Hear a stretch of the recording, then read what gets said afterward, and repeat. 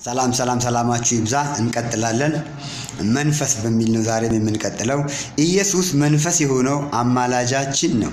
ሌላ ሁለተኛና ሶስተኛ ከኢየሱስ ውጭ አማላጆች ተጨማሪዎች የሉም። እርሱም ብቻ አይደለም፣ ነገር ግን የመንፈስ በኩራት ያለን ራሳችን ደግሞ የሰውነታችን ቤዛ የሆነው ልጅነትን እየተጠባበቅን ራሳችንን በውስጣችን እንቃትታለን።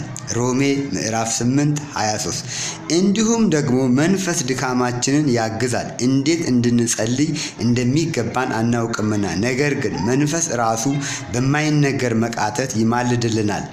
ልብንም የሚመረምረው የመንፈስ ሐሳብ ምን እንደሆነ ያውቃል፣ እንደ እግዚአብሔር ፍቃድ ስለ ቅዱሳን ይማልዳል። ሮሜ ምዕራፍ 8 ቁጥር 26 ሮሜ ምዕራፍ 11 ቁጥር 33-36 አማካሪ የለውም። ስለዚህ እንደዚህ እናድርግ የሚል የለም። አማላጅ አንድ ነው። ኢየሱስ ክርስቶስ አማላጅ ነው። በስጋውም ያማልዳል። ኢየሱስ ክርስቶስ በመንፈስነቱም ያማልዳል። ድካማችንን በመንፈሱ ያግዛል።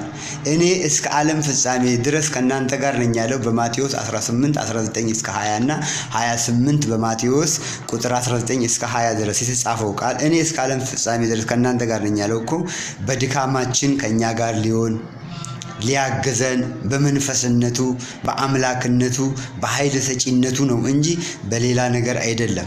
ስለዚህ ከኢየሱስ ውጭ መንፈስን የሚሞላ፣ ከኢየሱስ ውጭ ሕይወትን የሚሰጥ፣ ከኢየሱስ ውጭ መንገድ የሆነ፣ ከኢየሱስ ውጭ እውነት የሆነ መንፈስ የሆነ አምላክ ሌላ የለም።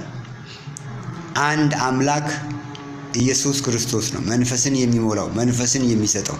አትሸወዱ። ምንም ግልጽ እኮ ነው፣ ቃሉ ግልጽ ነው የተቀመጠው። መልካም ጊዜ ይሁንላችሁ።